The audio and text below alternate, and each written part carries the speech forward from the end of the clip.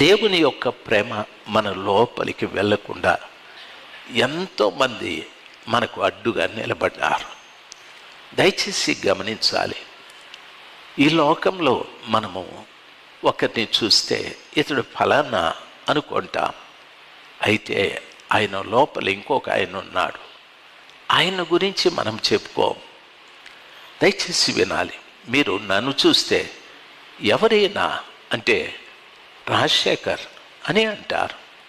నా లోపటున్న ఇంకొక వ్యక్తి ఉన్నాడు, అంతరంగ పురుషుడు.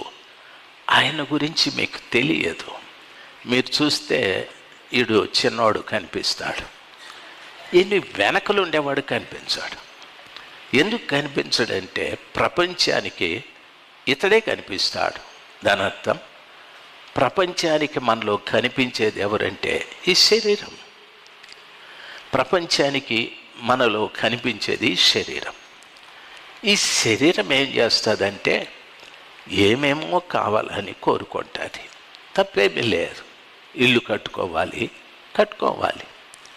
తర్వాత ఉద్యోగం కావాలి, చదువుకోవాలి, డబ్బు సంపాదించాలి, కారు కొనాలి, ఏదేదో బంగారం కూడా కొనాలంటుంది. కొంటాం. నాకు 2 కొడుకులు ఉన్నారు కాబట్టి ఒకనికి ఒక ఇల్లు, ఇంకొక ఇల్లు కట్టుకోవాలి అని అంటాం. మంచి తల్లిదండ్రులు పిల్లల కొరకు ఆస్తిని సంపాదిస్తారు. అక్రమాలు చేసి సంపాదించకూడదు, మోసాలు చేసి సంపాదించకూడదు. మీ కష్టార్జితంతో మీ పిల్లలకు ఆస్తుల్ని సంపాదించి పెట్టండి. అది న్యాయబద్ధమైంది. లోకానికి కనిపించేది ఈ బిడ్డ ఒక్కడే, అంటే శరీరం. ఇది ఈ శరీరము ఈ లోకంలో ఉండేవన్నీ ఆశిస్తుంది. ఆశించంటుంది ఆ కారు నాదే, ఈ బిల్డింగు నాదే, ఈ 10 ఎకరాల పొలం నాదే అంటే అది శరీరం. దయచేసి గమనించాలి. లోపలుండే ఆయన అంతరంగ పురుషుడు పాపం దీనికి సంబంధించిన వాడు కాదు. ఇక్కడ భక్తుడు ఏమంటాడంటే, మీరు 3వ యోహాను పత్రికలో, ప్రియుడా నీ ఆత్మ వర్ధిల్లుచున్న ప్రకారము నీవు అన్ని విషయములలో వర్ధిల్లుచు సౌఖ్యముగా ఉండవలెనని ప్రార్థించుచున్నాను అన్నాడు. అన్ని విషయాల్లో వర్ధిల్లుచు ఉండాలని ప్రార్థిస్తాను అనలే, సౌఖ్యము అనే పదం అక్కడ ఉపయోగించాడు. నన్ను గమనించాలి.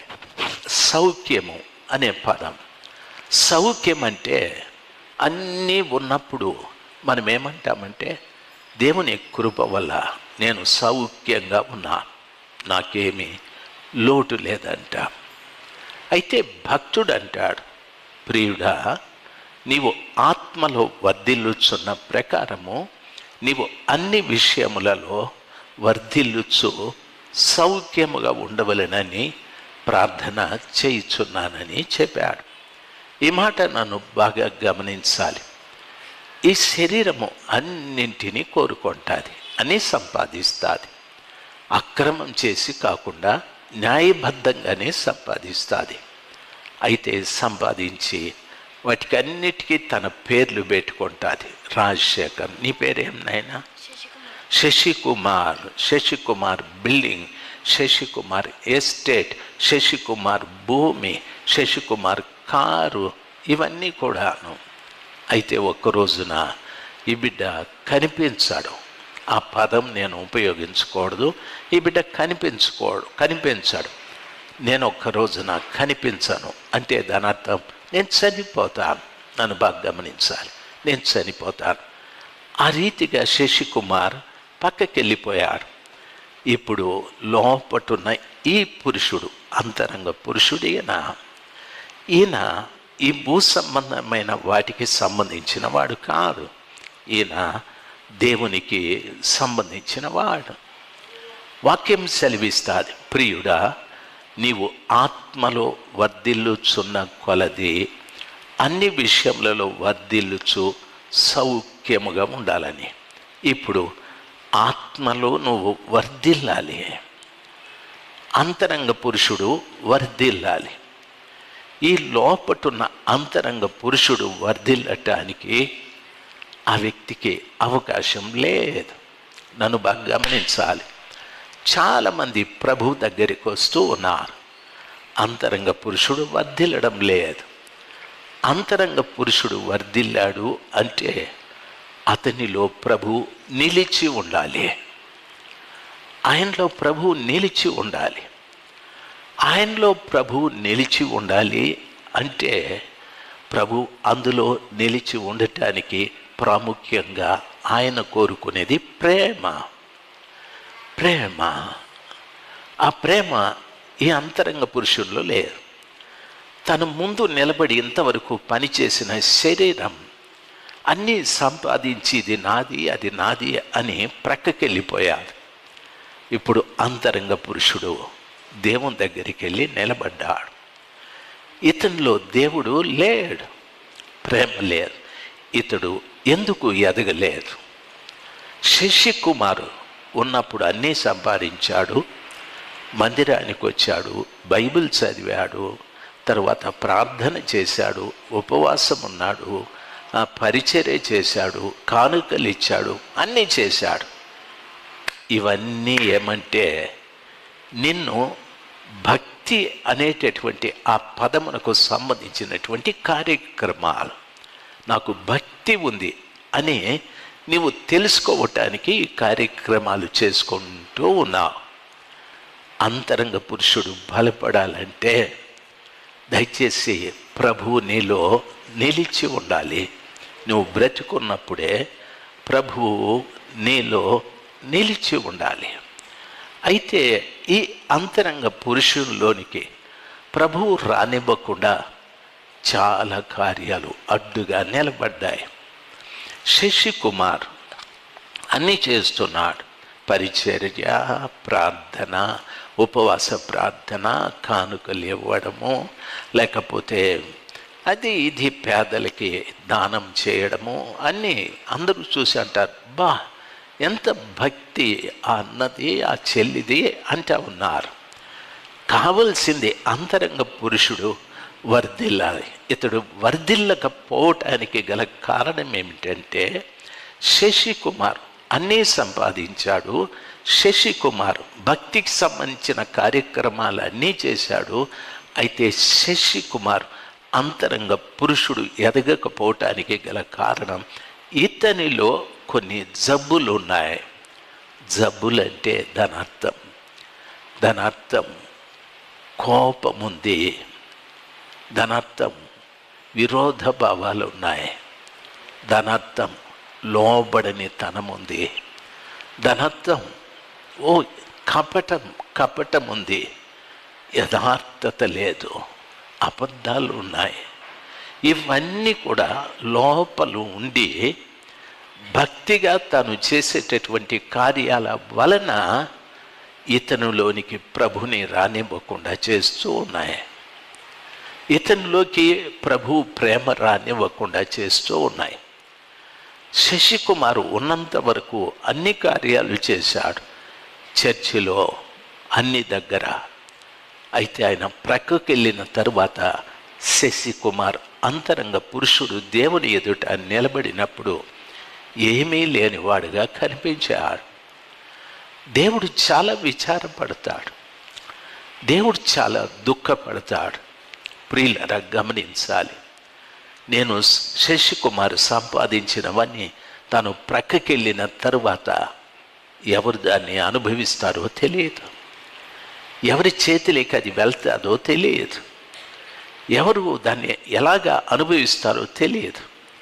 అయితే ఇతడు మాత్రం దేవుని దగ్గర ఖచ్చితంగా వెళ్ళి నిలబెడతాడు, అంతరంగ పురుషుడు.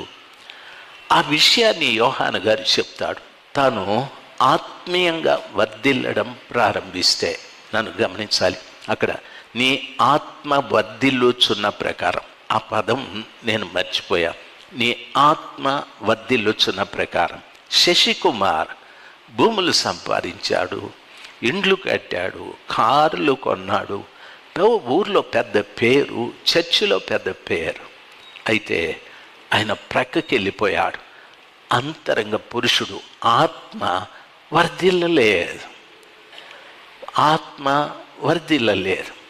ఆత్మ వర్ధిల్లటానికి యోహాను భక్తుడు అంటున్నాడు, నీవు ఆత్మలో వర్ధిల్లినట్లయితే నీవు సౌఖ్యముగా ఉంటావు అని చెప్పాడు. సౌఖ్యం అంటే అర్థం ఏమిటి? బైబిల్లో గమనించాల్సింది, సౌఖ్యం అంటే మొట్టమొదట దేవుడు ఏం చేశాడంటే ఏదెనును చేసి ఏదెనులో ఆదాము హవ్వల్ని పెట్టాడు.